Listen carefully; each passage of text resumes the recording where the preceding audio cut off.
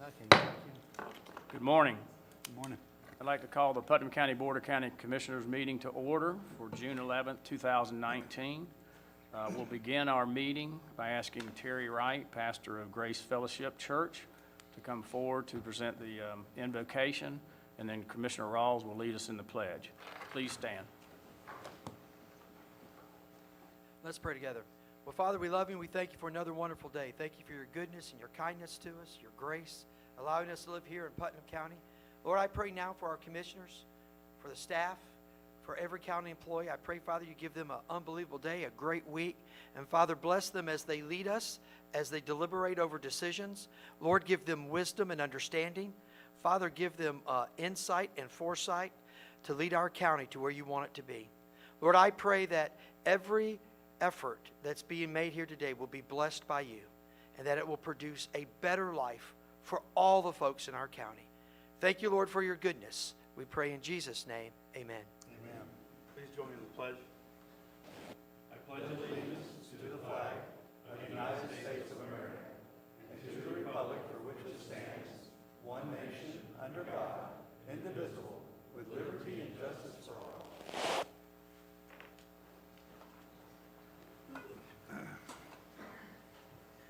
Thank you, Pastor Terry Wright. Thank you, Commissioner Rawls. Commissioners, on our agenda, item number 2, approval of minutes. Mr. Chairman, I move approval. I'll move second. Okay, we have a proper motion by Commissioner Harvey, proper second by Commissioner Commissioner Goddard. Any discussion? Seeing none, all in favor indicate by saying aye. Aye. Opposed, same sign. Next item of business will be the Port Authority. That's a 9:05 certain. So we'll take a couple of minute recess. Do you want to go to the recognition of the?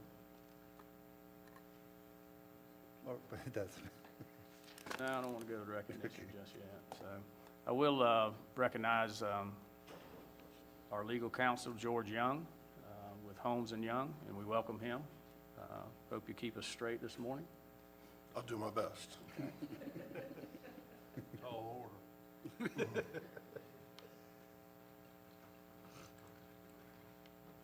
think we can just sit here and wait for a minute, and then we'll move on. I'll steal one of these from you.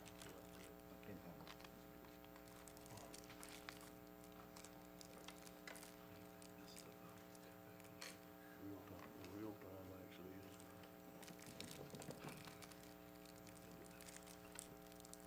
As long as you got coffee. See, I didn't have coffee this morning. So I may be short with some of your people. Okay, I would like to recess our regular Board of County Commission meeting. I'd like to convene our Port Authority meeting. Commissioners, agenda item A, approval of the minutes of April 9th, 2019, and the regular meeting, April 16, 2019 in Port Authority. I'll move for approval. Second. Okay, we've got a proper motion to approve the minutes by Commissioner Goddard and second by Commissioner Rawls. Any discussion? Okay, seeing none, all in favor indicate by saying aye. Aye. Opposed, same sign. Mr. Chairman, Minutes pass. you did a great job. That vote was taken at 9:05. You did a good job on that one, sir. I think Commissioner Turner pointed out that clock's about 30 minutes slow. Anyway. All right, item B, public comment on Port Authority. I'd like to open up this portion of the meeting to public comment. Any individuals wishing to speak on any of the Port Authority business? Okay, seeing none, we'll close that portion. And C, we'll open up just for general discussion. Minister Suggs, you have a update maybe on the lease? Yes, sir, we do. We have a signed lease back from St. John Shipbuilders. It took a couple of opportunities to get that done, but we finally got the signed copies back, so we should be getting those on file, and then we actually have a lease now for the facility out there. Good deal. Okay. Any questions? Okay, any further business for the Port Authority? Mr. Chairman, Mr. Rawls? in the past, we've been discussing the possibility of the Port Authority being utilized as a utility authority. I was wondering if there's an update on that. No, sir, I have no update on the opportunity of using a Port Authority for utility authority. Has there been any efforts made yet as far as doing the research into that? No, sir, there has not. We've done a little bit of research, but that's about it. We're in the midst of trying to get budget done right now, and that project is is sitting out there on the priority list. It's just not at the top right now. Thank you. Okay. Any other items to discuss for the Port Authority? Okay, seeing none, we'll adjourn the Port Authority meeting, and I'll reconvene the regular Board of County Commissioner meeting. We'll move down to number 4. Like Commissioner Harvey said, this is the fun part of our job. Recognitions. I'd like to ask some representatives from the Palaca Young Professionals to come forward, and we have a certificate of recognition that I'll read, and then hopefully y'all will make a few comments on the success of the 2019 Blue Crab Festival. So would y'all come forward?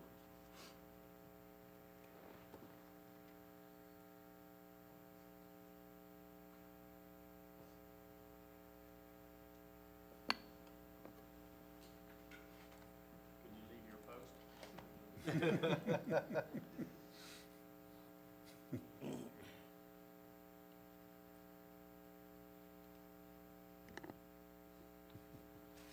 Okay, this is a recognition certificate, Putnam County Board of County Commissioners, Certificate of Recognition presented to the Palaca Young Professionals in appreciation for their outstanding display of leadership, coordination that made the 2019 Blue Crab Festival incredibly successful, and for continued dedicated service to the community this 11th day of June 2019. I'm honored to present this to y'all.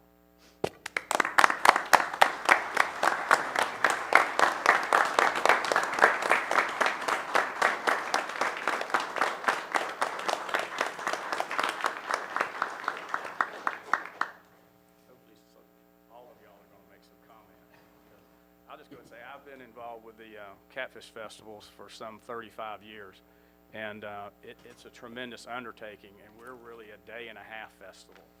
And your Blue Crab Festival goes for 3 days, so it's amazing with the time frame that y'all had to take that task on, put it together, and pull it off. So it's amazing. So hopefully y'all will just give us a few comments and maybe some plans for next year.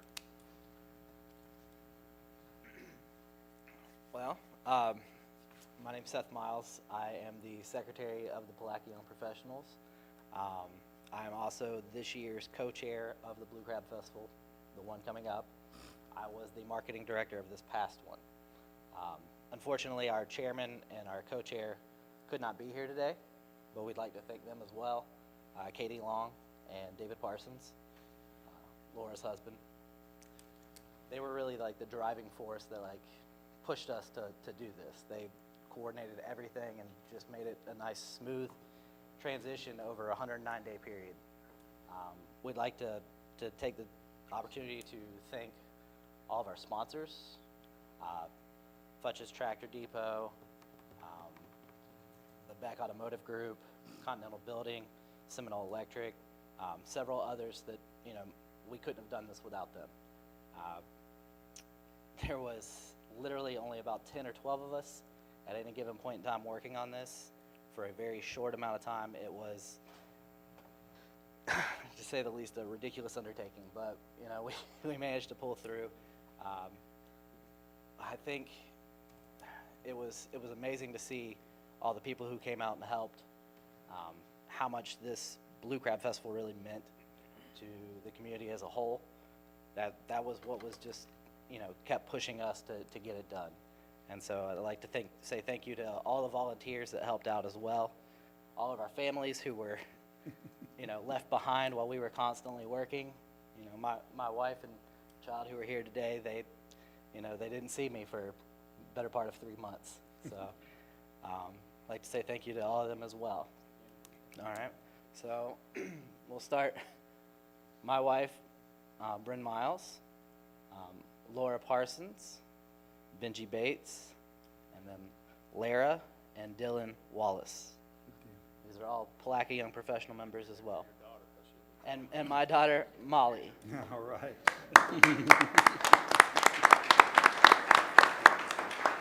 Thank you very much for Seth, this, and I'll let Seth. someone else speak. Don't forget to thank Granddad over there for babysitting during the Blue Crab Festival. Thank you, Pops, for babysitting. Yeah, he had the hard part, Anytime. didn't he? All right, I'll let someone else speak. Also, don't want to forget Matt Buckles. I think when you saw coming over the bridge, that stage, the music, he really, owned that, and I think kind of showed, to me, what the Blue Crab did. It really showed. I know initially I was one of the ones that wanted to do something different. Let's do a different name. But through the process, it showed me that the Blue Crab Festival really is a Putnam County, really is a Palatka event, and we are glad to facilitate in that and be a part of that this year. And I think, to me, it showed what could be. I mean, it was a great event, lots of energy, lots of life, and we're happy happy for the support of the community for coming out, happy, for all the good press. I can't forget Michael Leonard in the paper. Great, they helped us out with sponsorships. Great article, kept it positive, and just showed really the great things that happened. So again, for everybody that volunteered, Seth, David, Katie for heading it up, and also Matt Buckles, because that music, that stage really kind of set the event, and he crushed it with who he brought in. So again, he's not here, but he had a big hand in that.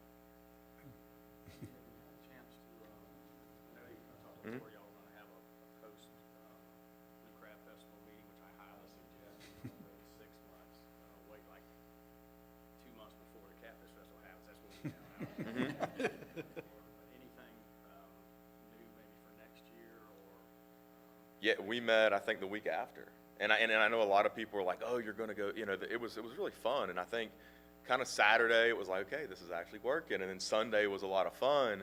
So there was no infighting. I mean, I think really it was kind of a lot more energy. So yeah, we've already talked about some tentative ideas. I mean, there's a million things. All right, we can do this better. We can do this better. I mean, where are those things? And we kind of kept a list. Erin's not here. During the event, we jumped with her, and she had a list on her phone of, hey, we could do this a little better. This went great. So we've already had that post meeting. We'll have a board meeting tomorrow at 5:30, and I'm sure we'll talk ideas, and then we'll sit down with the city and do a post meeting with them at some point and talk through things, positive and negative, and make plans for next year. Anybody else? Commissioners, any questions? I had a comment. The fireworks, you need to bring those back. Those are pretty cool. Never seen fireworks that launch, land in the water, and then they launch from the water. They had a pretty cool display. Mr. Chairman, I think I'd be remiss if I didn't also say how much I thought how well they did at putting this together. I went down there on Sunday, and I was very impressed with all the things that were going on. So kudos to you guys for putting this together. It was a great deal. Thank you. Commissioner Harvey, I know you have a comment.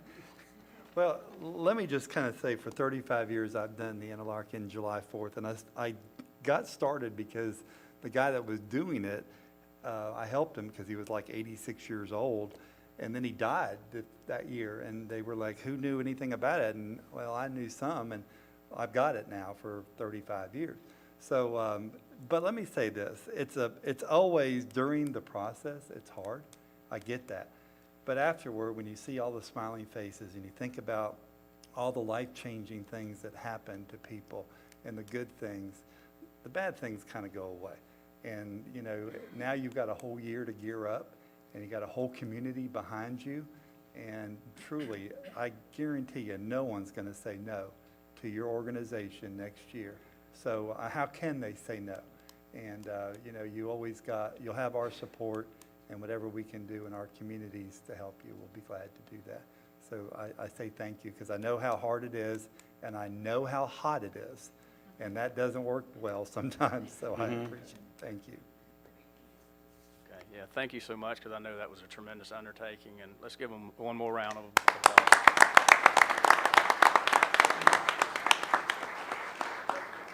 Yeah. Here, let's stay up. Yeah, let's stay up. Stay down there and we'll go with them.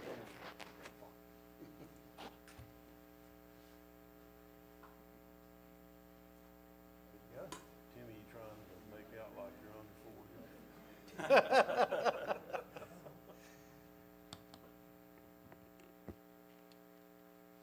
Chris, you can go ahead.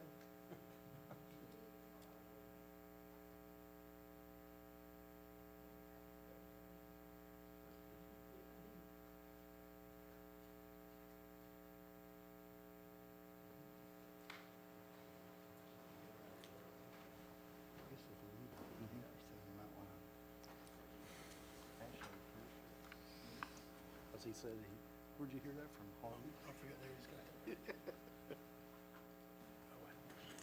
Is he with us? Yes, with us.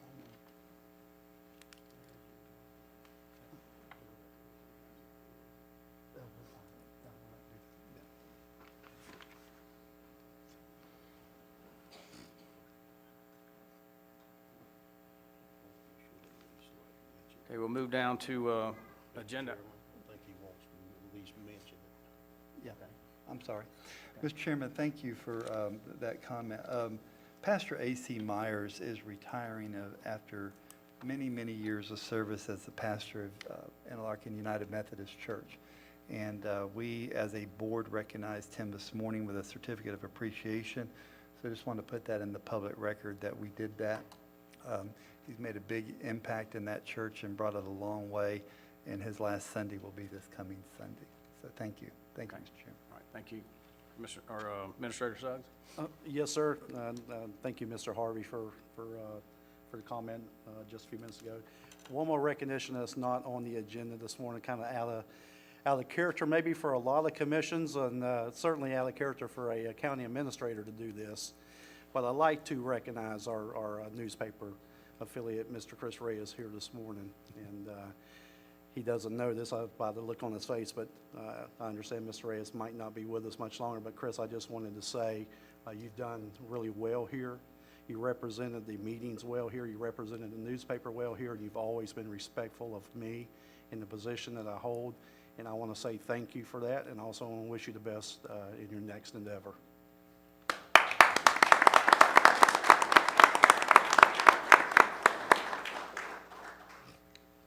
Okay, we'll move to agenda item 5, presentations, Cars, Riggs, and Ingram, presentation of the annual audit. And Ms. Tina Robinson.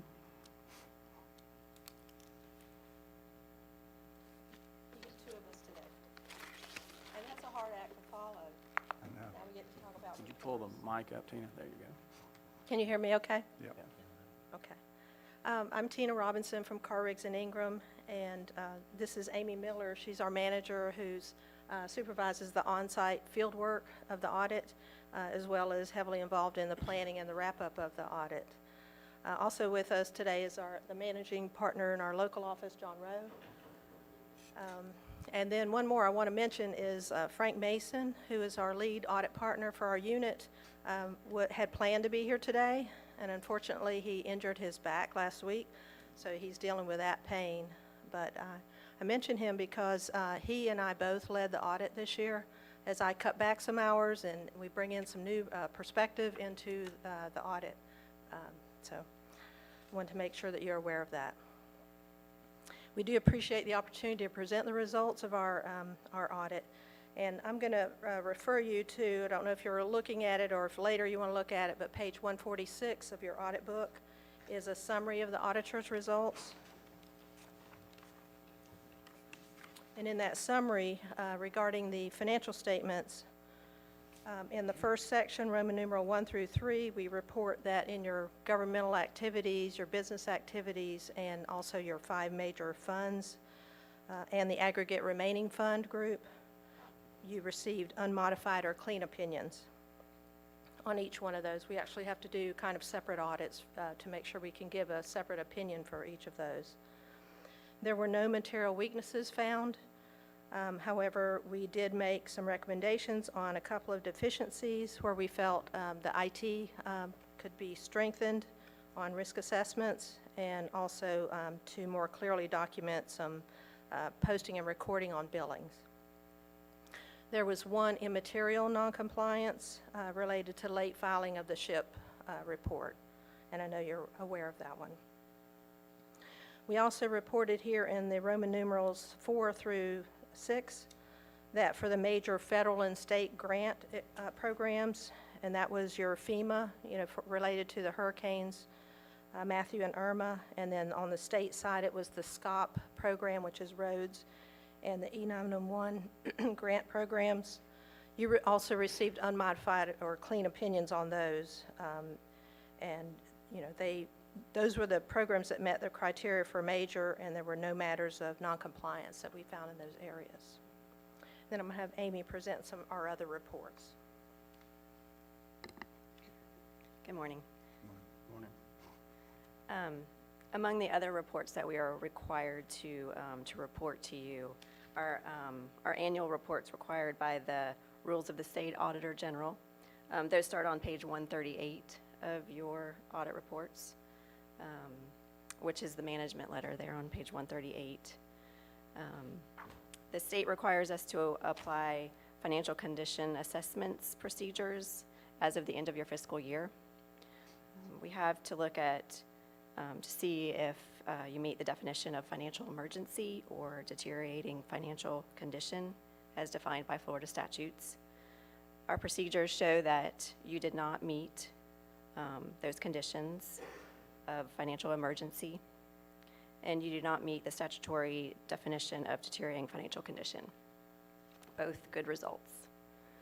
Additionally, based on your 2018 expenditures, the available unassigned and assigned general fund balances are sufficient to cover approximately 2.4 months. Last year, you had only about 1.3 months coverage of general operating expenditures in the next year. So your available balances are a little bit better than GFOA's recommendation of 2 months. There are also required reports by the state to comment on whether any prior findings have been corrected. You did have 2 prior findings that were repeated, as Tina mentioned to you earlier, which were the IT-related controls finding in the SHIP annual report, which you are aware of. The next report is on page 140 of your audit report, and that is on our tests of compliance with Florida statute section 218.415 regarding investments. We saw no issues with your investment compliance and have reported here that, in our opinion, the county complied with all material specs with those statutes. The last one is on page 141, which is required by the state, which attests the county's compliance with certain sections of Florida statutes, chapter 365, regarding authorized expenditures and uses of E911 funds. And based on our procedures and tests for that, the county complied in all material respects, again, with those statutes. This concludes our summary of our audit report. And as always, we like to thank management and staff for their cooperation and assistance in the audit process. Of course, Susan Frank and Scott Fleming and the finance team for always responding to our requests and our questions very promptly, and making sure that we get everything that we need on time and in order to issue your audit report on time. So thank you very much to everybody. We will open with questions. Be glad to answer your questions if you have any.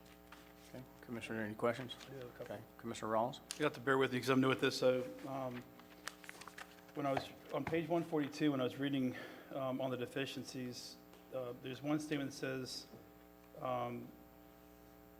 but not for the purpose of expressing an opinion on the effectiveness of the county's internal control. And that's where you guys would not offer an opinion. Is that typical, or is that something that is just not included in this particular audit? No, that's typical. You know, a financial statement audit is not, the main objective of that audit is to give an opinion that the balances are fairly stated and in all material respects.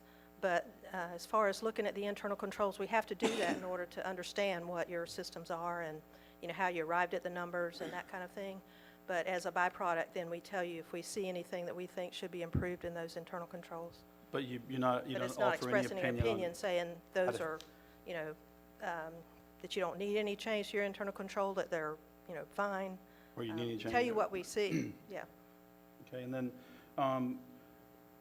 throughout this, there reverberates the same statements where it says, our examination does not provide a legal determination of the county's compliance with specified requirements. Again, the question is that typical of all audits, or is your scope limited and you don't look at that part of it? I just wonder why that language is in there. Right. That is the typical language in there. So you would see this if you looked up in, say, any of the professional literature for an audit, the format for an audit report, that's what you would see included there, unless they went outside of that scope and, engaged for some additional procedures. That's what you would see. Okay, thank you. Okay. Any other questions? Commissioner Harvey? Thank you, Ms. Robinson and Ms. Miller. Two of the deficiencies, IT and SHIP. SHIP has kind of been a thing around our neck for a long time, and we've farmed it out to this organization and that organization. Now we got a new organization that's trying to pick it up and clean it up. In your professional opinion, I'm sure you do, others, is there anything we can do to help speed this along faster? Because it's kind of been around for a long time, and we want to serve our customers. We want to serve the residents a little bit better. And I think the new group we have is trying to do that. They really are. But do you see anything we could probably do better maybe in that? Yeah, I probably really couldn't give you, Okay. some ideas on what to do to change there, because, the group that you employ, you're ultimately, the county's responsible for getting that filing done, but you're always entitled to outsource that, and I know that you relied on the group that you had for years, for a long time, and it was filed timely. So I'm not sure exactly what the particular issue this year. Okay, thank you. Or the year that they didn't file it correctly, which was not this current year. I'll be glad when that one goes away. I'll be glad. Right. So thank you very much. Thank you, Mr. Chairman. Okay. Any other questions or comments?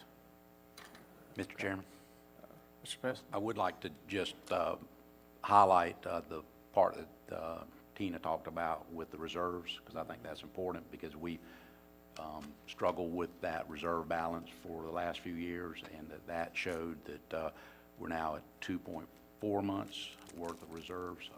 The GFOA, Government Finance Officers Association recommendations is at least 2 months.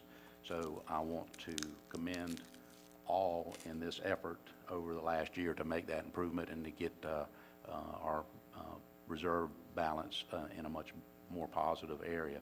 And you all should be thanked for your work, and Stacy and staff that's had to, tighten the belt and cut back and get those reserves back up. So I wanted to make sure that that was highlighted again in her report. Thank you. Thank you, Mr. Smith. Okay. Any other comments?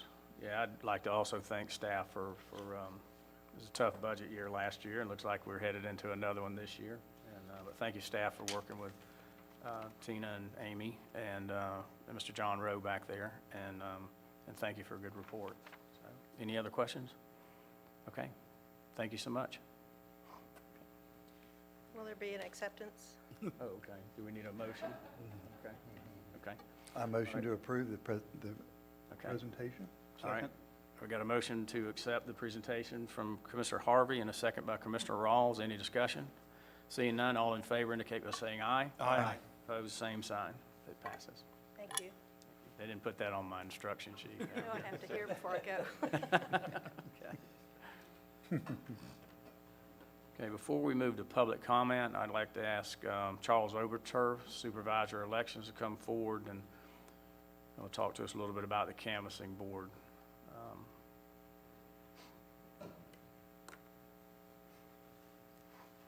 Good morning, Commissioners. If you don't mind, let me first start off by saying, Terry, I want to express to you and Ms. Laura my deepest sympathy in the tragic loss of your daughter. Not just a wonderful lady, but also a vital part of this community, so I express my sympathy to you. Just wanted to take a couple of minutes of your time, if I could, today, as we are rapidly approaching our big year next year with the three major elections. The reason I had mentioned to... They're having a hard time. Oh, I'm sorry. The reason I had mentioned to Administrator Suggs that I wanted to get with you is because you all need to be thinking about who will represent you, which is a vital part of our canvassing board.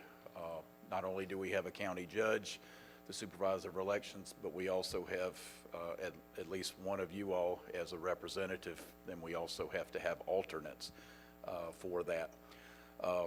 Anybody that is on the ballot next year that has opposition is not eligible, so some people get off of the task of not having to be able to do that, but I do look at several that are on there, on the commission, that have that opportunity to serve. I do want to go ahead and tell you about next year. As I said, we have 3 major elections. We have the presidential preference primary in March. We have the August local primary, mostly local in March, and then in August for the primary, and then the big one, which may be the biggest election the state of Florida has ever seen next year for president. So it is going to be a major undertaking, probably 30 meetings between the 3 elections that we would, really want you to be there if at all possible. There is a canvassing board statewide meeting that's coming up in October. I know that's still about 4 months off, but I can tell you I have already reserved rooms because there's that many people coming. The state, if you all keep up with the legislature, knows that they passed some major rule changes just in the last few weeks in the legislature, and one of those deals with handwriting, and they are going to require, if the governor signs it, they are going to require us as a canvassing board to have handwriting training, so that if we look at a ballot, a signature of an envelope on an envelope, that if we kick that out, that we've got some kind of training to say why that it does not appear to be whoever's signature and all. And so they're wanting the judges, commissioners, and the supervisors to all have some kind of training. And that is going to be offered at that meeting. It's October the 24th. Like I said, I've already got rooms just in anticipation, because it's a lot easier to cancel than it is not to get one and then somebody be mad at me. We usually will go down the evening before, because they start fairly early that Friday morning, and it will go probably till 4 o'clock that afternoon. Again, everybody in the state, so it'll be several hundred people that'll be there. So I just wanted to talk with you this morning about that just a minute or two, and let you all maybe discuss it a little bit. Right now, probably Commissioner Goddard is the only one, because you are up for re-election and do have opposition, so you probably would be the one that will not be able to serve. Commissioner Pickens is up, and as of this moment doesn't have anybody, and so there is that possibility. The statute says if you have opposition. The other 3, Terry has said he's not running unless he changes his mind. So the other 3, so you all, if you want to discuss it a little bit and then get back with me and let me know, or if you want to ask questions this morning, the sooner we make that commitment. I do have the commitment of both judges. Judge Morris is up for re-election. As of this moment, she doesn't have anybody. I also am up, and I don't have anybody as of this moment. If we do, then of course we'll come back and say we've got to have alternates for those. Now the chief judge will appoint Judge Boatwright to take her place if that happens, and they've already worked on that together. But that's why I wanted to come to you all. It's just to let everybody be thinking about it, maybe talk about it a little bit, see if there is anything I can help answer, as far as that's concerned. It's not an expense to you. I take care of the room, the meals, and the travel, so I'll reimburse you. One final thing that has done in the past is I got so used to Mr. Manning being there, because he was so believed in it and was so dedicated. And so I've mentioned to Terry that, whenever eventually if a new firm comes in or a new person comes in for that, we want to include him or her in that, because it is a vital aspect of the canvassing board, is to have somebody that can, help guide us as we make decisions, and try to make sure that we do the best job we can for the candidates and for the voters. So don't know if anybody has a question or anything that you want to ask about, or you want to discuss this while it's an open meeting. Okay, Charles. Commissioner Harvey? I do. Thank you, Mr. Chairman. Thank you, Mr. Overture, for that presentation. But aren't we prohibited also, if we are on the canvassing board, to support any candidates publicly and privately, basically? So some of us might have already been doing that. And, so. Commissioner Harvey, you are correct. In fact, I brought the statute just to read it, and it says an active participant. Now, let me mention one thing. Just giving a contribution to a candidate does not, in the state's eyes, does not eliminate a person from serving. But if you hold a fundraiser, if you are the campaign manager, the treasurer, in anything like that that you believe. So it comes to you all. If you believe you are an active participant, then, you know, I would suggest not, because that way we don't bring any reproach or somebody have a problem and say, oh, I know Larry was helping so-and-so and he's in there, you know, deciding is that a good vote or not, you know, those kind of things. Not that you would anyway, but it just keeps it. But it's not just, like I said, just giving money, because that is, you know, that is a state accepted thing that you can do that. But if you go further than that, then that eliminates it. So, and we had this 2 years ago, I guess it was, or so, when Mr. Lible, and he bowed out because he felt like he'd gone too far with that, you know, that kind of thing. So it does happen. So that's up to you as far as that. But I think the elections are so important and so transparent, as you well agree, that, you know, any impropriety might seem tainted, if you will.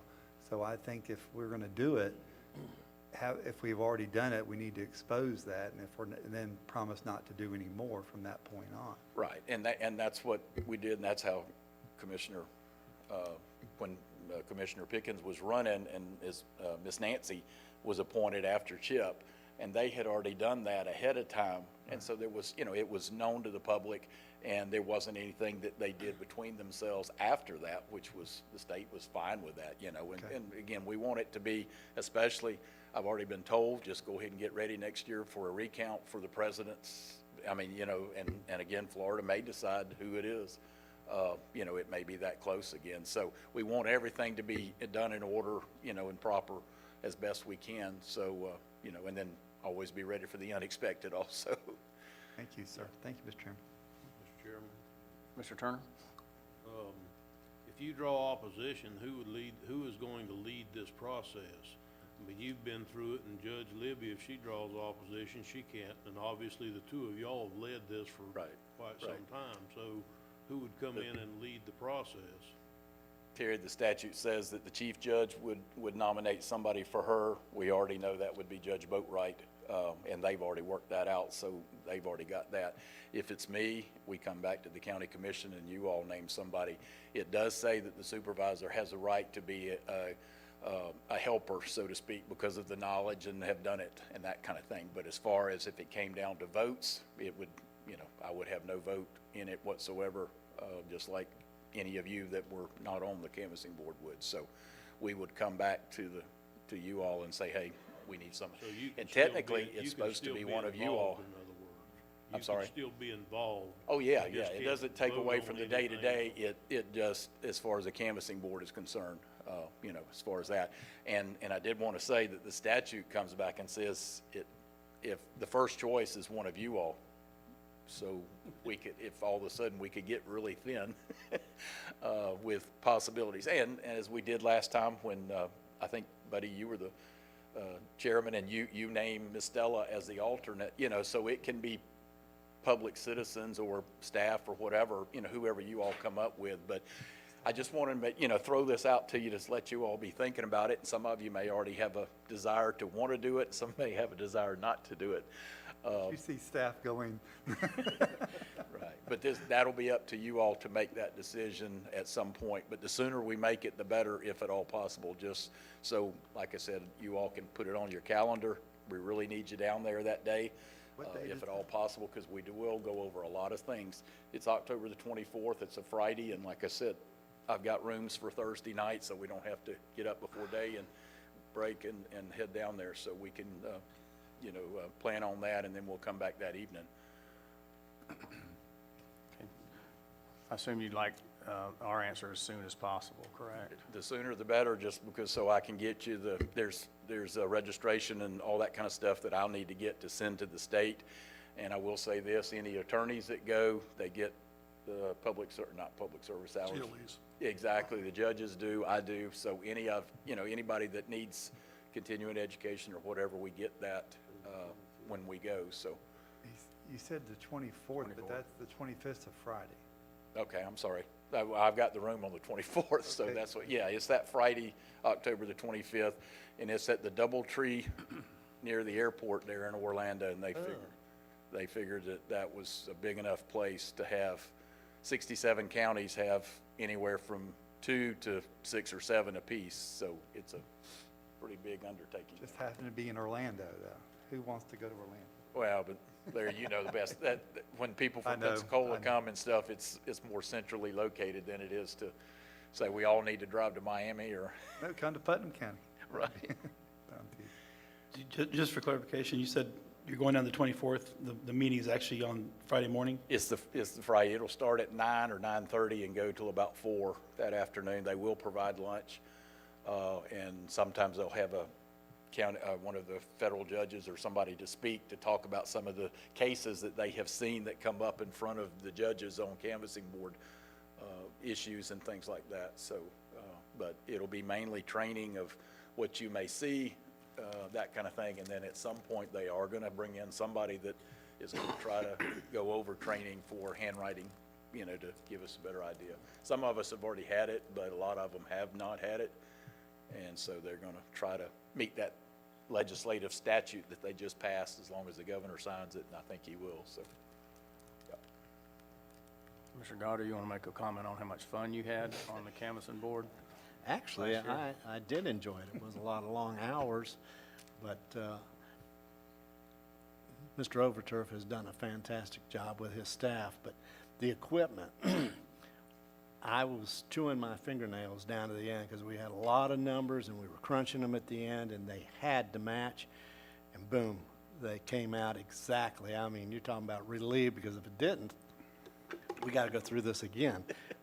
It was a good undertaking, but I enjoyed being there, and how I know it's secure. Everything is secure. Every signature is checked. It was a good experience. I actually enjoyed it. We did with the 3 recounts, we did something that has never happened in the history of Florida, to have 3 at one time. I think we'll be fortunate next year that there's not that many state races that could be that close, but I think the big one, of course, is for President of the United States, and I fully expect that one to be extremely close, just like the 3 that we had last year were. And so whoever's on there with us, it is going to be some hours, there's no doubt, because we want to do it right and get the results as soon as we can, that kind of thing. So, just all of you think about it, and if you could decide who wants to do the main part and who wants to be alternates, and then who wants to be backups in case some of us can't serve, then, we need to have thought about all of that way before we get close to October, if at all possible. Okay. Yeah, we don't have a 2 o'clock workshop this afternoon, but we do have one next Tuesday at 9, so maybe we can discuss it, maybe make a decision then. Is that okay, Commissioners? Sure. That's good to me. Okay. Thank you. Thank you, Charles. Thank you. Okay, we'll move to item 6, public comment. This portion of the agenda is designed to allow citizens an opportunity to bring matters to the attention of the board.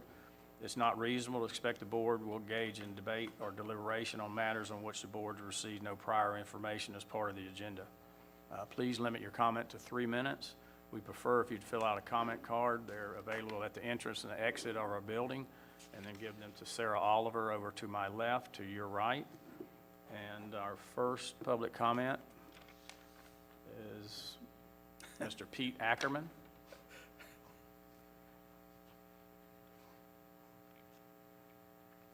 And Miss Cynthia Asia is going to come with him. If you'll please state your name and address for the record and speak clearly into the microphone. Good morning. My name is Pete Ackerman. I reside at 278 Union Camp Road, Crescent City. And I represent the Quakers Southeast Yearly Meeting of the United States. We have a long history of social justice issues. And this morning, I'd like to bring up a review of the Department of Correction work contract that the county has. And at first, I'd like to thank a couple of staff members, Carla and Tabitha, for getting me the contract copies, and Laura for communicating with me about how to do this. So thank you very much. The purpose of us being here is to bring up for review the county contract with the Department of Corrections. I don't expect that to be done right at this moment, but in the future with a workshop or whatever. I also asked Laura to present to you folks a copy of an article, an in-depth article concerning work contracts in Florida. Did you all get that? Okay. It's pretty long. I don't know if you've had a chance to read it, but part of the issue in that, as well as the history of work programs in prison work programs in Florida, is a mention that in Alachua County, recently in December, the commission there voted to divest of work contracts with the Department of Correction, followed quickly by the city of Gainesville doing the same thing. So the ultimate purpose of what we're initiating here would hopefully be the commission divesting in a similar manner of those contracts with the Department of Corrections. As you know, the 13th Amendment was passed in 1865, it's 150 years ago, abolishing slavery and indentured servitude. However, there is a clause in there that allowed that to occur with prisoners who had been convicted of crimes as part of their punishment. I think it's time for a change. Obviously, we can't make an amendment to the Constitution here, but we can initiate some justice in equality. So what's the ask? The ask would be a workshop, perhaps, to review the cost of this program. I noticed that between 2018 and 2019, there was an amendment to the contract, which actually doubled the cost from like $60,000 to $113,000. Shaking his head. Okay. Press Tompkins is shaking his head, so real quick, Press, and we've got about 2 more minutes. Don't they run about 65,000 per crew? How many do we have? 3? Okay. You know, I've got a copy here that it went up another $60,000 to pay for an extra guard. That's a yearly salary for a guard.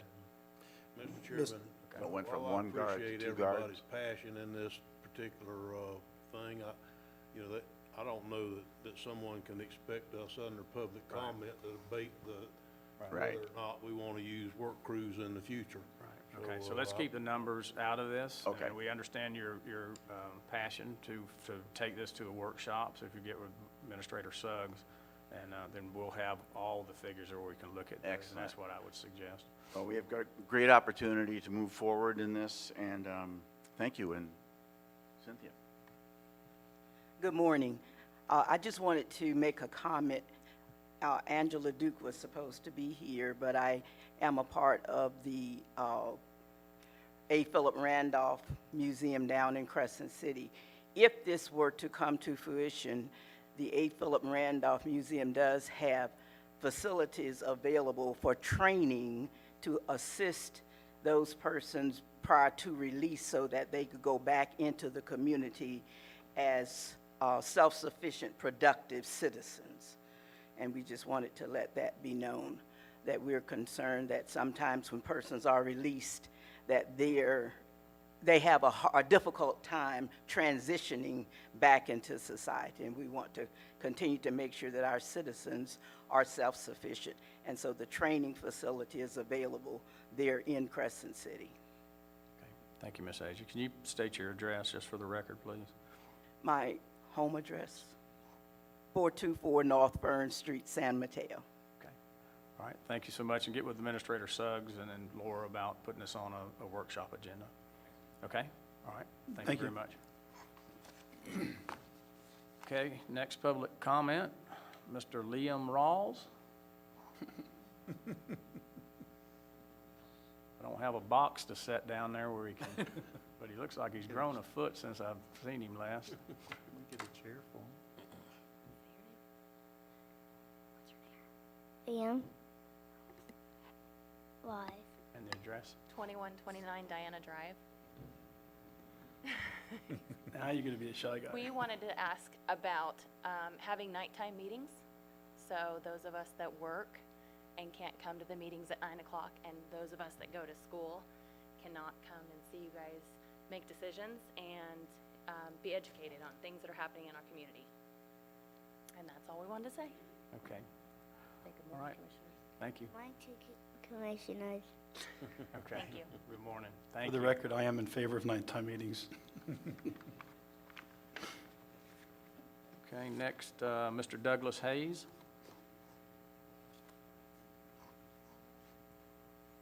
Good morning. My name is Douglas Hayes, candidate for county commissioner.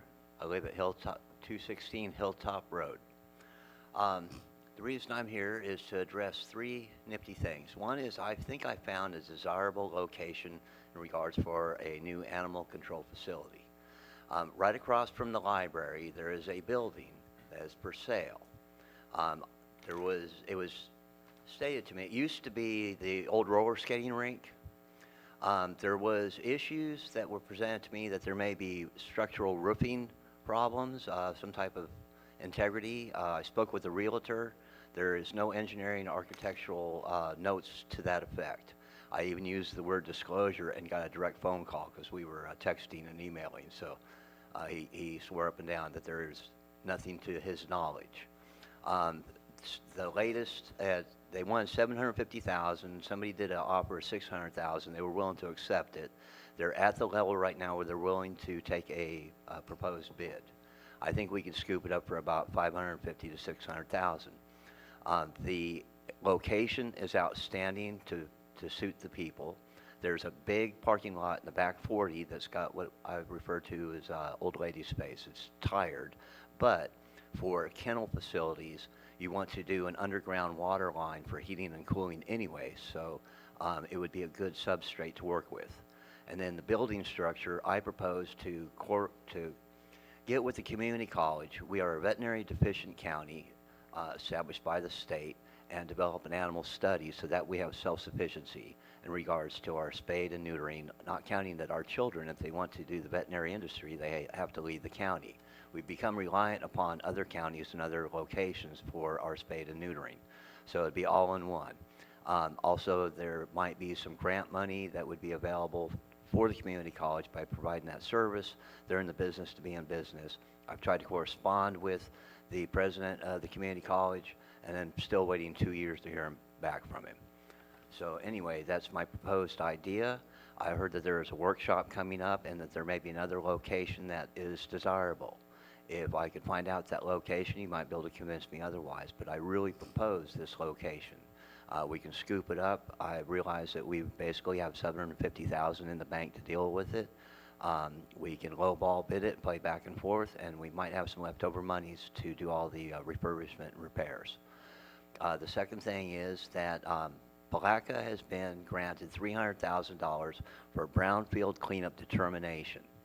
It is not money to clean up brownfields, but it's a good time to maybe get the ball rolling. The Department of Environmental Protection has a brownfield cleanup training program, and there's grant funding available, and it's for poor people. So my proposed idea is, I'll try to be brief, I'm sorry. My proposed idea is that when we do the relocation of the animal control, preferably to be renamed Animal Services and Rescue, that building could be a schoolhouse for the training program. Part of the grants, we don't really have a certified trainer at the landfill, but that would be a place where they could get their OJT pushing trash around, because we seem to have an employment issue of retaining people running the equipment. So we can train them, they can do their bench time, and we can get a certified trainer through this granting program. So if you look into brownfield cleanups, we might be able to get the ball rolling. It'll save some of our landfill costs and employ some people. And in that training process, they learn also to be certified to clean up meth labs. And the idea would be that these people would get trained. We have 102 established places that are considered either polluted or two actual brownfields. And so why we are using money to determine more is simply saying that we're even more polluted than what we thought. But we have done nothing to clean them up. And so I think it would be a good idea to start that process. Thank you very much. Thank you, Mr. Hayes. Mr. Chairman, if you don't mind. Okay. Mr. Hayes. Mr. Rollins. Mr. Hayes, regarding that building, personally speaking, I do have intimate knowledge of the condition of the roof, and it is in a condition of need to be replaced. I don't know if putting an animal control shelter proximal to single family and multifamily residential is a wise thing to do, but that building is really it's just a shell of a building, to be honest with you. There's no heating, no electrical. You have your service coming in, that's where it stops. So that 24,000 square foot building, the roofing alone would probably somewhere around $200,000 to remove and replace that. So I don't know personally how great of an idea that would be. We might be able to get some other funding or appropriations when we know what we're doing. The other thing would be is I have taken consideration of the residents that's next to it.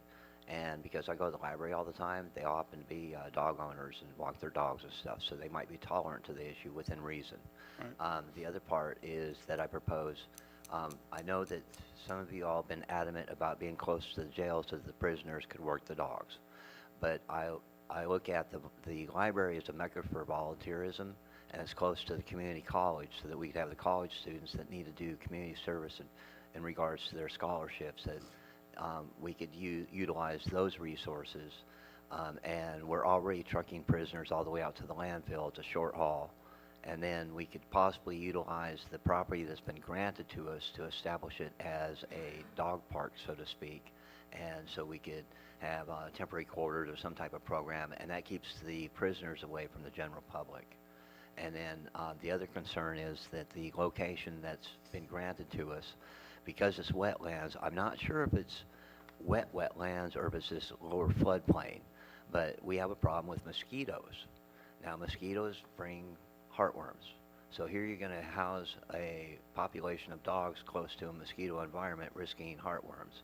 And unfortunately, if we wanted to do large animal area, because that part of my thought was pasturing, is that once again with mosquitoes, and there is an increase in equine encephalitis and those type of diseases, that unfortunately that location might not be good for a full-time service of housing population.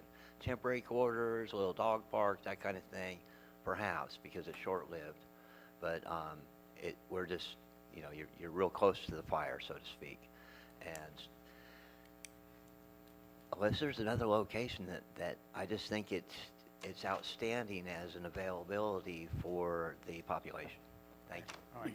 Thank you, Mr. Hayes. Okay. Any other public comment? Okay. Mr. Earl Bellinger.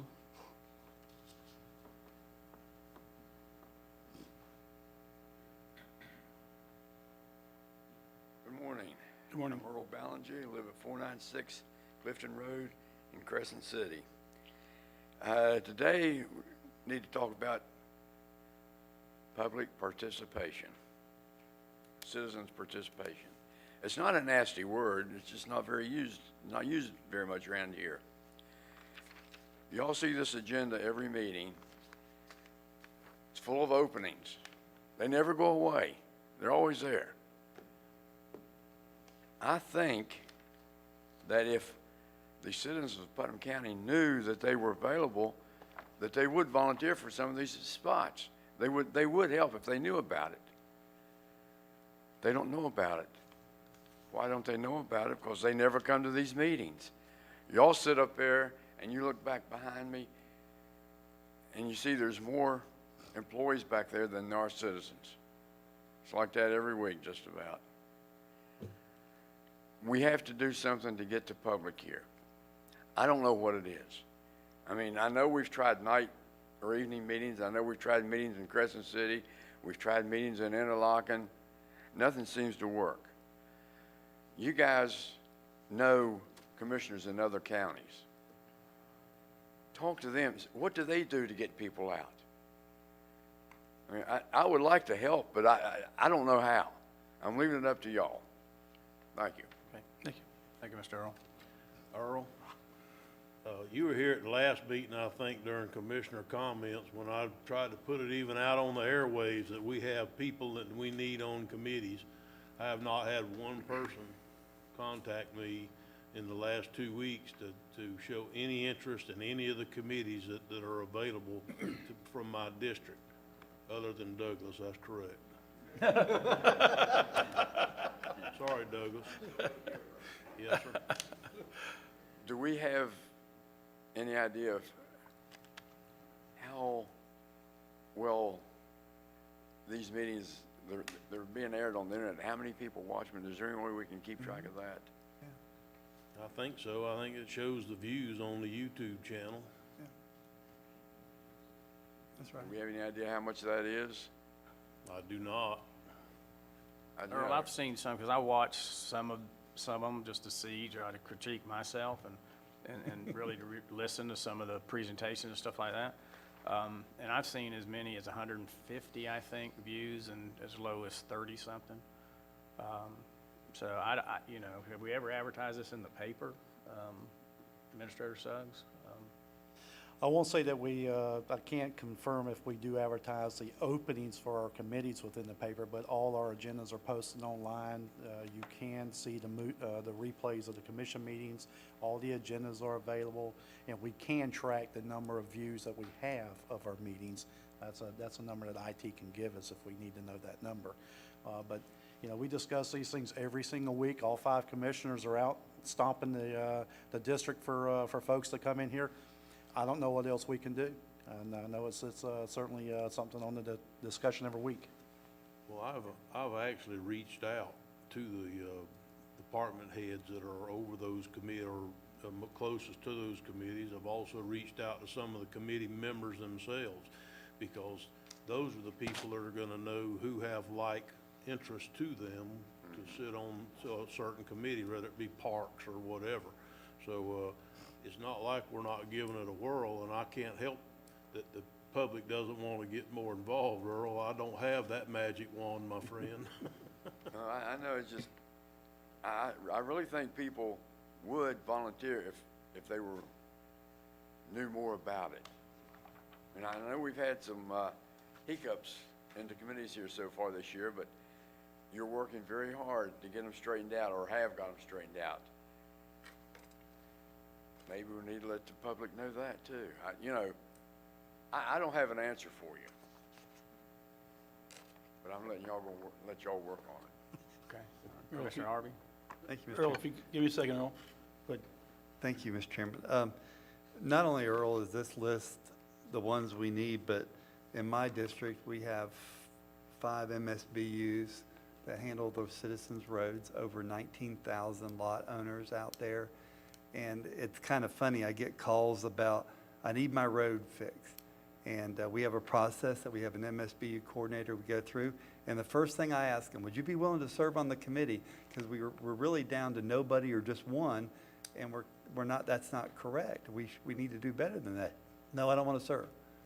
And it's almost the same people that you get calls from, and every email or every phone call I say, please serve, please serve.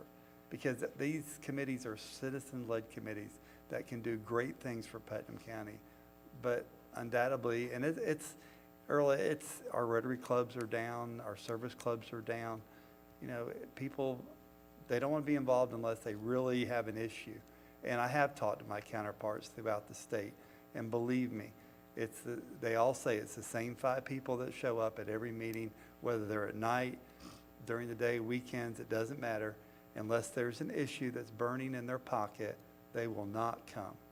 And I don't want to be the one to create an issue just to get people here to make it a non-issue. You know, that's not we really need help. And all of us, at the end of our meetings, say, if you want to serve, contact us. We'd love to have you, because we got room for you. But maybe we need to look at our committees and say, you know what, maybe we need to concise some of them. Maybe they're too spread out. I don't know the answer for that, but I know we need help, and we want help. So, thank you. Oh, 55 people watched on May 14th. I'm sorry. 55 people. Okay. Just look, Yeah, just looked it up. we both looked it up. Okay. We got the same tie on. Commissioner Rawls? Earl, one more thing. I personally am in favor of nighttime meetings. If nobody shows in the daytime and nobody shows at nighttime, it doesn't matter. But folks that I talk to cannot attend meetings at 9 o'clock in the morning because it's inconvenient with their work schedule or their school schedule or getting kids ready for school, whatever their personal life is. I did have committee handbooks and responsibilities written down on my commissioner comment section, and what I was doing there is the staff pulled together a handbook for the Better Place Plan, and what I want to do is encourage them to do the same thing for all the committees. What I've seen on the committees that I've visited is that in some cases there seems to be some disorientation. People don't really know what they're doing. They're just kind of going with the flow. There's citizens meetings that are being led by staff, and the citizens feel like staff has the answers, but the staff is saying, well, we don't really have the answer. But at the end of the day, I've been here for 6.5, 7 months now, and I've never seen a committee stand in front of this commission and advise us. We'll get a report from staff here and there, but I think, personally speaking, just as commissioner, what we really need is citizens' engagement. We need the citizens to engage the commission and let us know which direction we need to be heading. I have been asking for strategic planning. That's going to take a lot of citizens' involvement. We meet twice a month. Nothing happens from 1 month to the next, it seems like, and we're still asking the same question. And my fear is at the end of November, when I've been here for a year, I'm still asking the same questions. And, well, we're looking into it. Well, we're trying to do this. We're overwhelmed with the budget. We're overwhelmed with this. We're overwhelmed with that. We got 2.4 months of money in our reserves, and yet we're not taking care of other business somewhere. So it's going to take a lot of citizens' involvement and participation. The responsibilities and the handbook for the communities, I think, was a step in the right direction. There was a lot of confusion on the Better Place Plan as to what the roles of the committee members are. Now they have a sense of direction, and I hope that we do the same thing for all the committees. Animal committee was another one. So I would encourage you to go back. You have a pretty big voice on the Republican Club. Maybe talk to some of the members of the Republican Club and ask them to get involved. Tonight we'll have between 60 and 70 people be in front of, and that might be a good time to bring that up. But also go out and talk to the Democrats, and they have a formal committee as well, and see if we can get them to be involved. But it's going to take a lot of involvement and a lot of people out there beating the streets and asking for people to not just say they'll participate, but actually show up and be a voice. Get people in here, that's all we have to do. I don't think we need to pay them to get them in here. Just need to get them in here. Thanks, sir. That's a good thing, because none of those committees pay anything. All right, we're going to wrap this up. Douglas, you have one more comment? Yeah, he wants me to put him on animal control, I'm not gonna do it, so He ain't listening. move on about skipping, All right, please. any more public comment? We're going to close the public comment portion of this meeting. We'll move to our consent agenda. Commissioners, we have consent agenda A through H, and we have an addendum, which would be 7I, which is a resolution to name the entrance road of Veterans Village, Frank V. Oliver Way. So that will be an addition. Mr. Chairman? And then, hang on just a second, and then it's been brought to my attention that staff wants to pull item G and item H from the agenda. Okay. Are there any items the commissioners wish to pull? We'll start with Commissioner Harvey. I have none, sir. Okay. Commissioner Turner. I have none. Okay. Commissioner Rawls. Okay. Commissioner Goddard. I have none. Okay, and I have none. Mr. Chairman, I'd like to, Do we have to have a separate motion to pull the two items? I would recommend that we do that, sir. Go ahead and make a motion to pull those, and then you can get back to your consent agenda. Okay, do we need a motion to add the item, or is that okay? I would do it the same way. Mr. Chairman, I'll make a motion that we remove G and H as recommended by staff. Second. Okay, we've got a proper motion by Commissioner Rawls and a second by Commissioner Harvey. Any discussion? Okay, seeing none, all in favor indicate by saying aye. Aye. Opposed, same sign. Mr. Chairman, I'd like to move that we add item I. Second. Okay, we've got a proper motion by Commissioner Harvey to add aye. Commissioner Rawls seconded. Any discussion? Mr. Chairman, under discussion. Okay, Commissioner Turner? We're just adding this to the consent agenda, That's correct. item I. Okay. So I just want to know we're not going to discuss it. We're just adding it to the consent That's correct. agenda. Right. Okay. Okay, so we've got a proper motion, proper second. All in favor indicate by saying aye. Aye. Opposed, same sign. Mr. Chairman, I'd like to move the consent agenda items A, B, C, D, E, F, and I for approval. Second. Okay, we've got a proper motion to approve the consent agenda by Commissioner Harvey and a second by Commissioner Rawls. Any discussion? Seeing none, all in favor indicate by saying aye. Aye. Opposed, same sign. Consent agenda moves forward. We'll move down to item 8, comments by Mr. Tim Smith, clerk of court. Thank you, Mr. Chairman. We have no items today. Okay, Commissioners, as we were just discussing appointments, any appointments today? We'll start with Commissioner Rawls. I have none. Okay, Commissioner Goddard? I have none. I have none. Commissioner Turner? I have none. I have none, sir. Commissioner Harvey? Okay. Okay, we'll move down to closing comments. County Administrator Terry Suggs. Yes, sir, Mr. Chairman, thank you for that. I really have no comments this morning. I will reserve my comments for when we hold our workshop in our next Port Authority meeting. I'll address a couple of concerns in Port Authority at that time, but other than that, I have no comments this morning. Thank you. Okay. Mr. Young, County No, Attorney. other than thanks for being here. Okay, thank you for keeping us straight today. All right, Commissioner comments. We'll start with Commissioner Rawls. I got some comments and questions. I wrote down ship compliance with a question mark.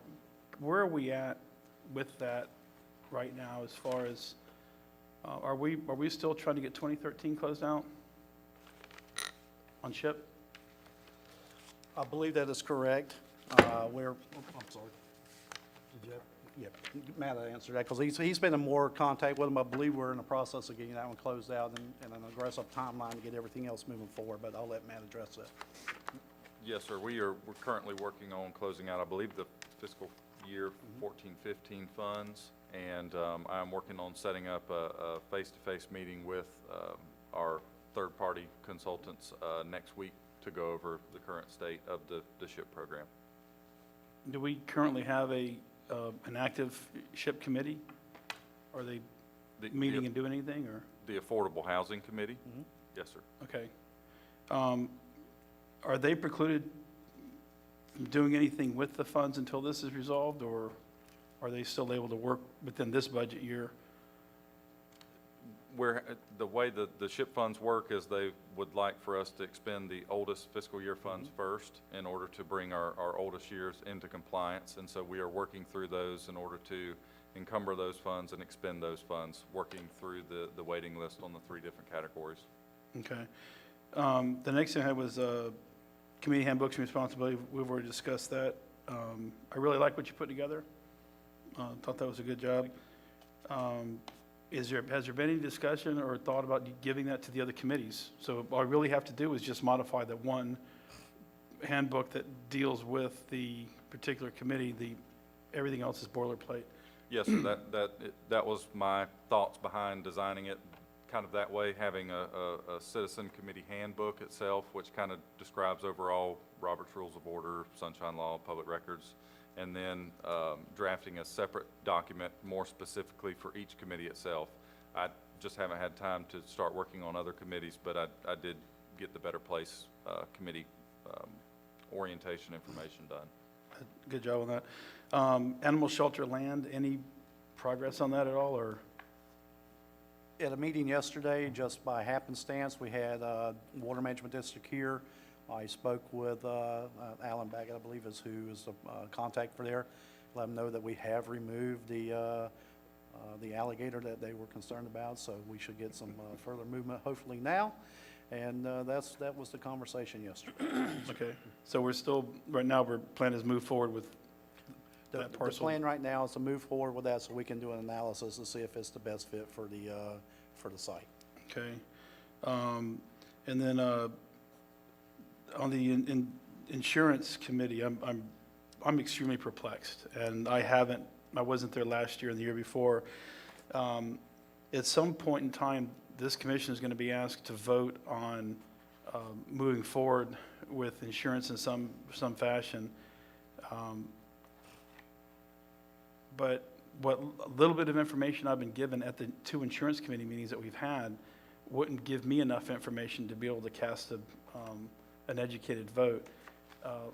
At some point in time, when this thing is put to bed, and I realize that it's under protest, will there be presentations made to the commission so we can have all the information that everybody else had, or is it going to be the limited information that we were provided at the committee meetings? The subcommittee that was responsible, and I don't want to speak for Clay Davis, our chair of the Health Insurance Subcommittee, he's not here today, but the subcommittee is acting in the fashion in which it was directed a year ago. We were following the direction of the Insurance Committee. It was recommended at that time to put a subcommittee together to go out and research whether or not a self-funded versus fully funded insurance plan was the right approach for Putnam County. And so we have followed that process. Each time we've moved through the process, we brought it back to the full insurance committee for a review and an approval or a denial. And after that, we would move it forward if such, which is what we've done to the Board of County Commissioners on the other occasion, to go out for an RFP. Once the RFPs were put out on the street and we got those responses back, again, the subcommittee met with the full insurance committee for their recommendation of either to move forward or not. And as you know, last week, the last one was to move forward. Now we're under a protest period, so that's where we're at with the insurance committee. As far as further presentations, that will be up to the direction of the full insurance committee. The subcommittee has done exactly what it was charged to do and directed to do at this point. So where we go from here after the protest period, we'll go back to the insurance committee and get further direction. My question, though, specifically is for this commission. So we will not have the benefit of knowing all the backgrounds, but we're asked to cast the final vote and bind us to either fully insured or self-insured. Is that correct?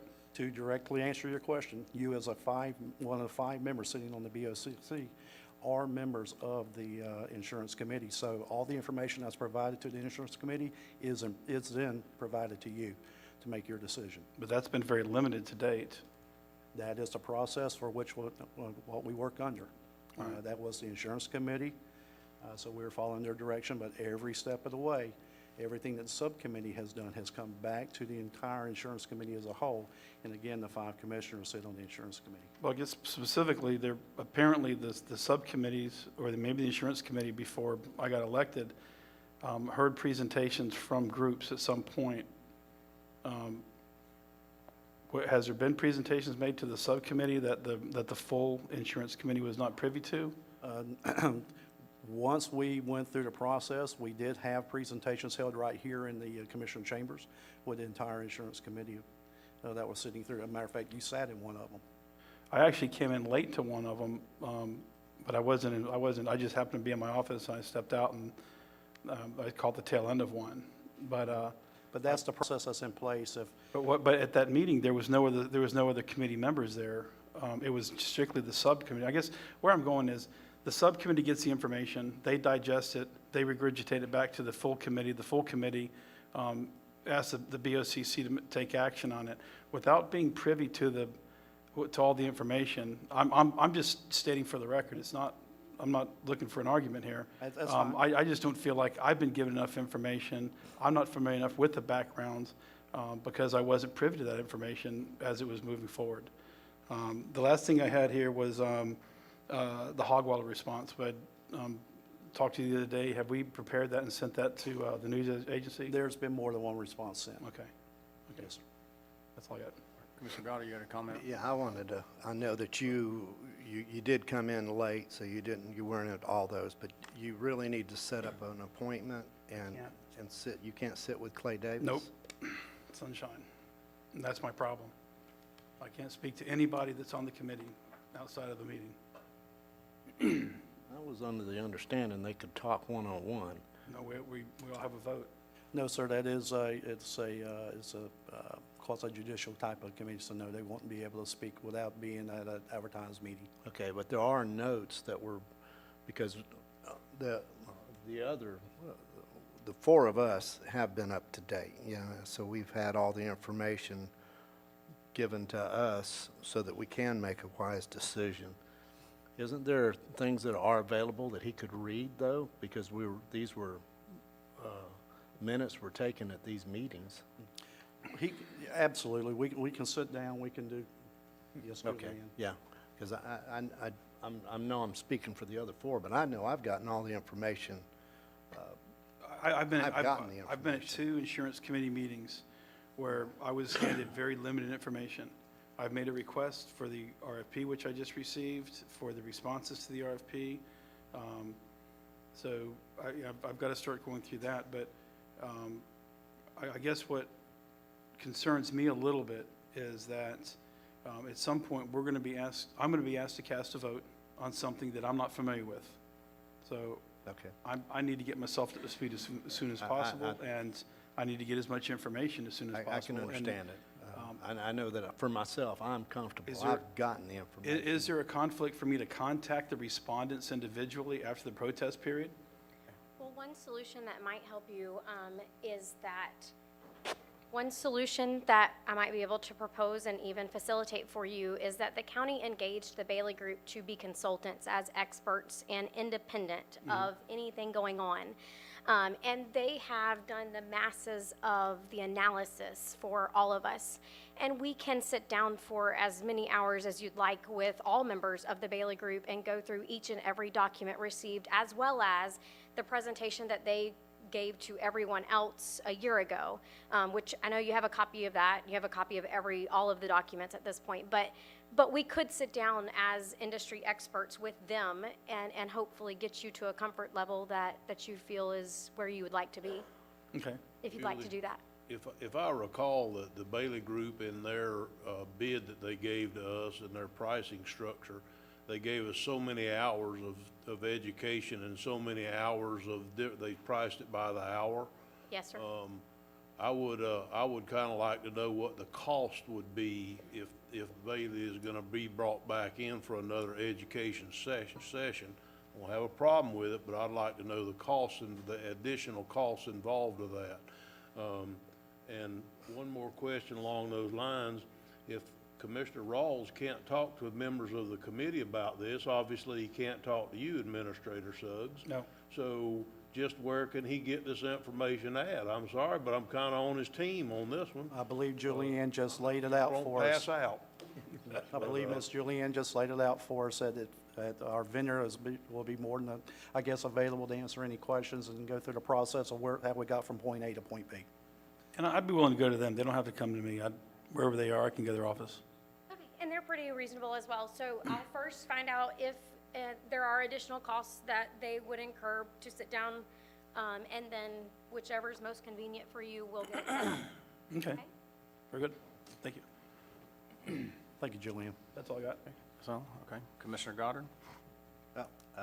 I'm going to be so happy with our staff. Our staff has been working on this budget, and we have put a lot of pressure on them, and they have still taken the time and been patient with me on all my questions. So I just want to say thank you very much, because I know that it's a big order. It's a big order that we're asking. Every year we come to you with a big order, but this is really a tough one. Second, again, I want to just say the Palaca Young Professionals, they knocked it out of the park, and I'm just proud of them. I don't know if I can get Mr. Killebrew to come up here and speak about what's going on there. The renovation's been going on at the park. Did you want to throw in, because you guys have been doing a great job at the Triangle Park? I love putting him on the spot. Well, he'll get me back. He'll get me back, I'm sure of it. But it's coming along really great. Do I need to say my name and address again? No, sir. What Well, was I'm your name? What was Leroy. your name? Leroy. Honorable. On payday, you can call me Leroy. I believe that the county staff came out and did a lot of work before we were even there. There was a lot of complaints. It all generated off of Facebook, a negative comment that was made about the county and the county employees and the county, not doing what they were supposed to be doing. Some things that were left out at the park. They were saying needles were at the park, and we're talking about the Rotary Park out at the Triangle area on 19 and 17. There was just a lot of stuff that was said.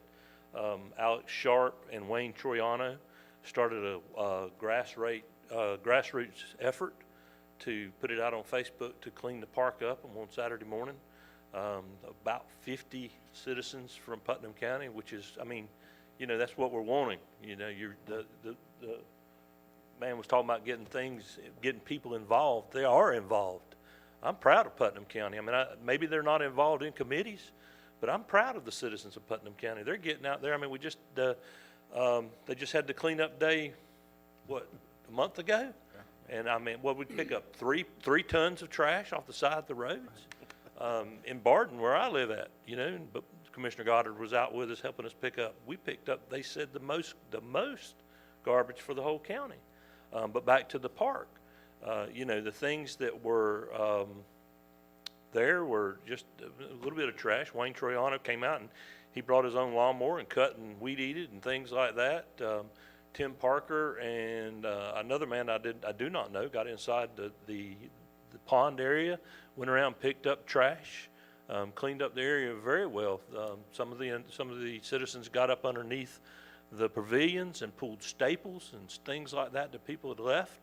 A young man, and I wish I could remember his name, but I can't right off the top of my head, came out from his own company and pressure washed, the tables and all the areas, the sidewalks.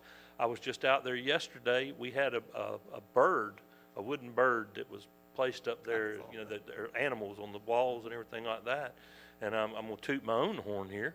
But I picked the bird up. I found the body in the trash, and I picked the bird up, and there was the head up on top of one of the towers. Got up there and got the head off, and they didn't want me to mention their names, but I'm going to go ahead and mention it today. I took it to my good friends John and Stanley Hodge at Designs, and I said, "Can y'all replicate this?" And they looked at it and said, "Why would we want to do that?"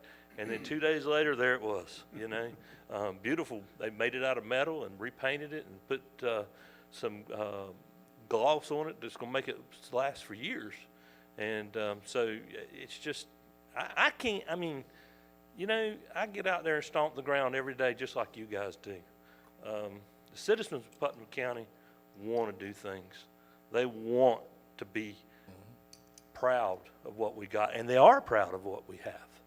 And so with that, the park looks great. Yes, sir. And again, thank you very much. I want to throw in, too, about the cleanup out there in Barden. We did pick up the most out there, but I almost think we had the most volunteers. There was an army of people out there to help pick up. The other thing is, I always take my ride around Putnam County. It's so neat watching, even in the rain, which everybody is so glad to have, people fishing. And it doesn't matter if you're down here or if you're out at Rodman. They're all fishing and enjoying the parks. And that's why I wanted to throw that in about Mr. Killebrew. He didn't actually spearhead that, but he was a major part of getting that cleaned up. Anyway, I'm very proud of Putnam County. I'm proud of the activities that get together, and we are a proud county, a very proud county. We should be very appreciative that we live here. Thanks. Thank you, Commissioner Goddard. Commissioner Turner? Thank you, Mr. Chairman.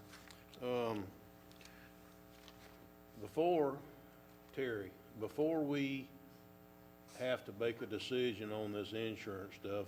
Am I misunderstanding that we're going to have a presentation on exactly what's going on as the insurance committee to the commission? Or are we just gonna have to rely on the tidbits we can pick up because we're not allowed to talk to you?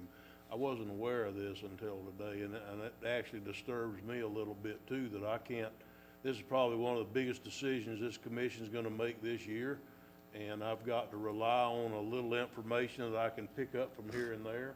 I would request a presentation on it. That's fine. To We'll, this we'll reach board. out to the Bailey Group, make sure we bring the folks in. Of them, or it could be from the insurance committee or whatever, but I think somebody needs to be prepared to answer all the questions. Well, I think it would be wise for us to reach out to to our consultant that's been working through the process, Yeah. to have them come back to an insurance committee meeting to give an update to everybody at one time, because quite frankly, those that are sitting here are on the insurance committee, so we need someone that's been working through the process to come back and explain everything, how it went, how we got to where we are, and then bring everybody up to speed at one time so we can make a decision moving forward. Where are we at on our changes to the electronics up here on the diocese? I'm reaching out and getting quotes. Okay. Is that an IT thing, or are we gonna go out for that? I will work through IT on that, yes. Okay. Well, while we're talking about IT, I think we're getting there on the building department software, I was told, so, is that funded already in the budget for that department, for I the believe we building did. department? Let me go back and think. I know Could we we funded check on that, Quinn's, but, please, and yeah, let but me we know, will have because money if available we're to do not, that. I think we might have had it in, or maybe not. Yeah.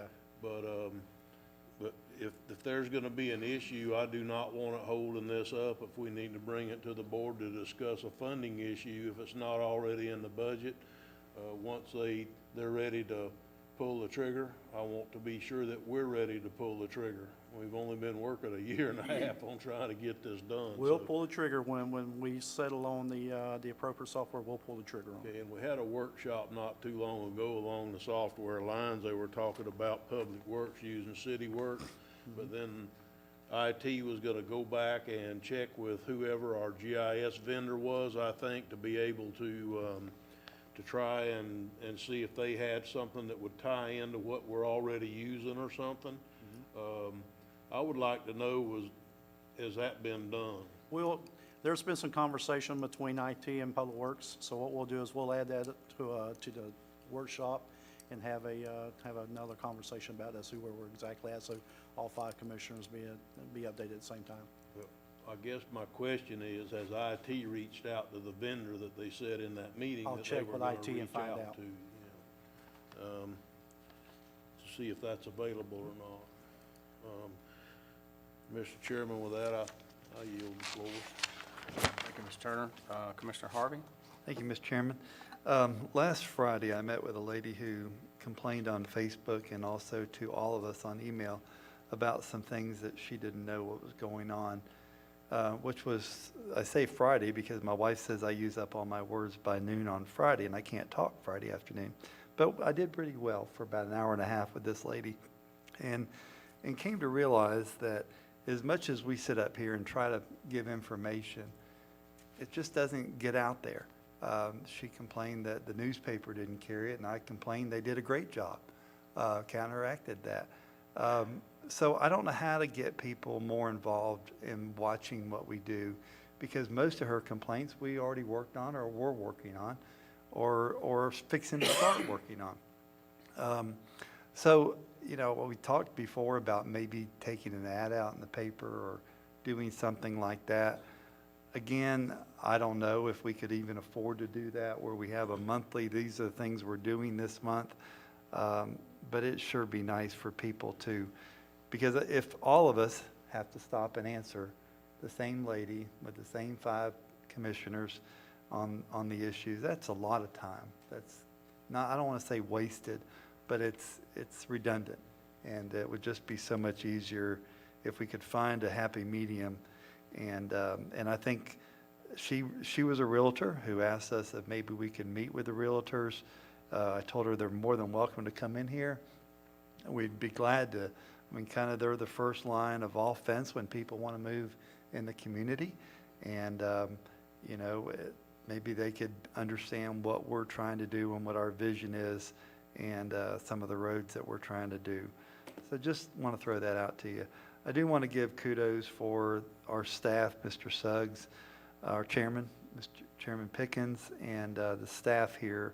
For last Friday, we had the North Florida Economic Development Partnership meeting that I serve on the board. Y'all appointed me to that. And it was 14 different counties that came here to Putnam County, had a meeting in this very chamber, and they were very impressed, had a wonderful meeting, a lot of issues that went on till about noon.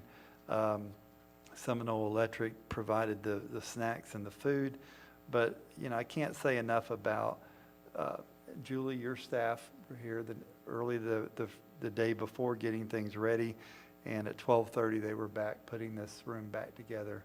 So it's just really wonderful. They'd never been here before to Putnam County, and they were just amazed when we talked about the Billy Graham connection here in Putnam County. They never heard that before.